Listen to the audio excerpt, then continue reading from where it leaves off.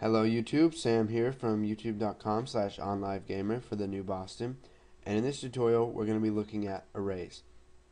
Now, let's say you have a bunch of values that you want to be stored as the same name, such as classes or clients or something like that, but you can't create the same variable over and over again.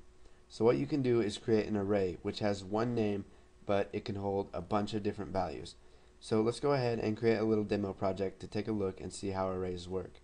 So we'll go ahead and click New Project. We will select Windows Forms Application, and we will set the name to Arrays, and we'll go ahead and click OK. Now we will make our form a little bit bigger, and we'll open the toolbox, and we will add a button and a list box. So we'll stretch out the list box a bit. We'll close out of the toolbox, and then we'll make the button a little bit bigger. So we will set the name of the list box to list arrays. So we will just type list arrays, and we'll set the name of the button to button add array. Now we'll set the text value to add array elements. So we'll just go ahead and double click on add array elements to open up the click handler for that.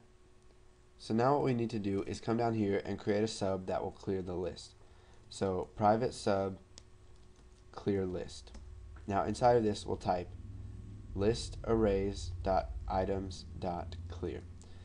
So this will clear all the items in the array, and we're going to be using clear list a lot, and it's easier to type clear list than it is to type all this out right here. So whenever the user clicks button add array, we want to go ahead and clear the list just in case there's anything else in there. And now what we need to do is declare our array. So to do this, we'll type dim, and then we're going to specify a name for our array. So string classes, and then we're going to have two parentheses, and inside these parentheses we're going to tell the compiler how long we want our array to be. So if we type 5, it's going to be 6 elements long, because when you're counting it starts at 0, so it'll go 0, 1, 2, 3, 4, 5, which is 6 items. Now we have to specify what data type it's going to be, so we'll just type as string. So each one of the items in there is going to be a string. So now we'll type string classes, and now we need to reference an index of this array. So the item at the index of 0, we're going to set that equal to web design. And we'll go through and do this for each one of the items in the array. Now you can name them whatever you want. I'm just going to do classes here. So we'll type Spanish, and we'll just keep adding more.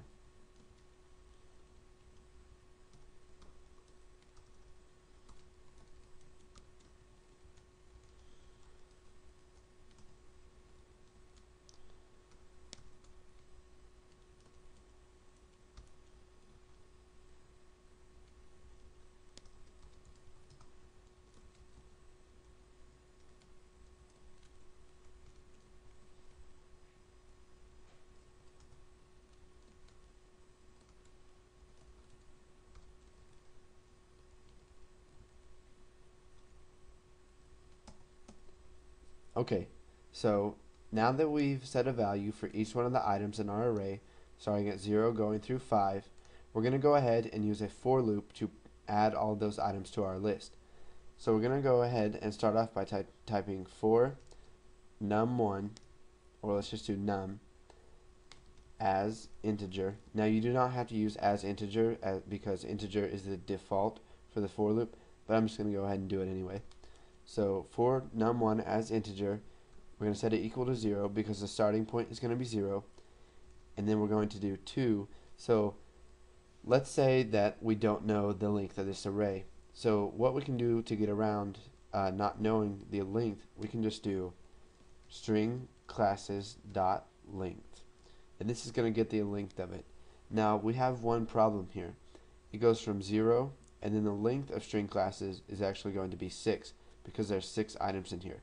So to fix that, we can just do string classes dot length minus 1, which will go from 0 to 5. And so now what we need to do is type list arrays dot items dot add, and we'll do string classes, and now for the index we're going to use num. So the first time this loop is run, num is going to be equal to 0, so it's going to access string classes and then at the index of 0, which is web design, and then the next time it goes through it's going to be 1, which is Spanish, and it's going to go through everything until it gets to calculus, and then it's going to stop. So if we go ahead and run this program, you can see here's our form and here's our list, and now if we click add array elements, you can see that it adds web design, Spanish, chemistry, English, history, and calculus. Now if we were to take out one of these lines right here and run it, we would get an error because you cannot reference a null value. So if you're going to go ahead and practice and make some arrays, make sure you populate the whole array before you try to print it out in a list box, or else you're going to get an error. So go ahead, practice, make a couple arrays. They don't have to be strings. They can be doubles, ints, floats, long, whatever you like. Just make sure you know how to make arrays, you know how to set the values to it, and you know how to access different parts of that array. And once you've got that down and you know you're not going to forget it, go ahead and move on to the next tutorial.